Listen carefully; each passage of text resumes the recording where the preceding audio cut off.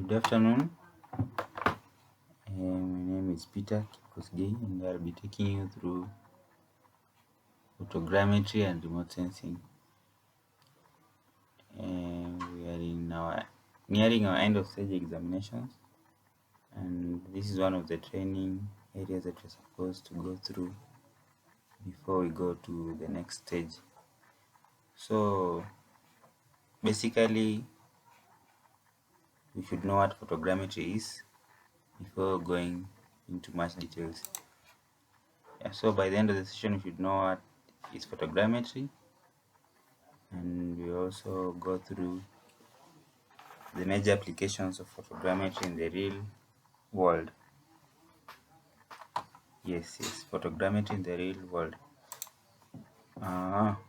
In our definition, photogrammetry is the science of making measurements from photographs, whose output is generally a map, a drawing, a measurement, or a 3D model of a real world object.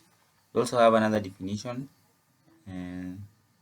making it is defined as a technology, science, art of obtaining reliable information about the physical objects by recording, measuring, and interpreting photographic images.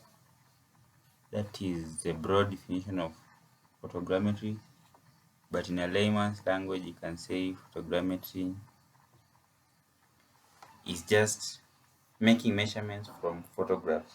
And in our case, photographs refers to the aerial photographs taken from aircrafts flying at a given altitude above the surface of the earth. Yes, that is photogrammetry in our case. In our next slide, you can see what happens. We have that aircraft. We call it aircraft in this scenario. As you can see, it captures overlapping photographs in a given area, and from this we can now make several items from this. We can make maps, we can plan for roads. As you can see, we have here you can see the roads are not joining, but after what we call rectification and image enhancement, we can now do further analysis on those images. Now slide number 5. It is just the application of photogrammetry in the real world. We have 5. We can apply photogrammetry in geology, in surveying and mapping.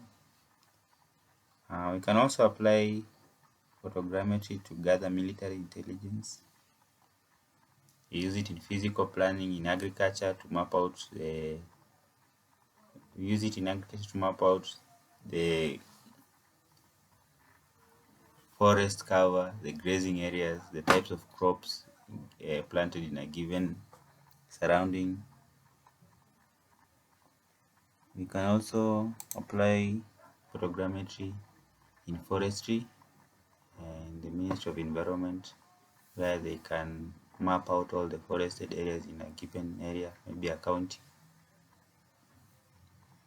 Yes, that is some of the application. Those are some of the application of photogrammetry. You can also use photogrammetry to make deductions. To deduce some information about our environment, the environmental studies.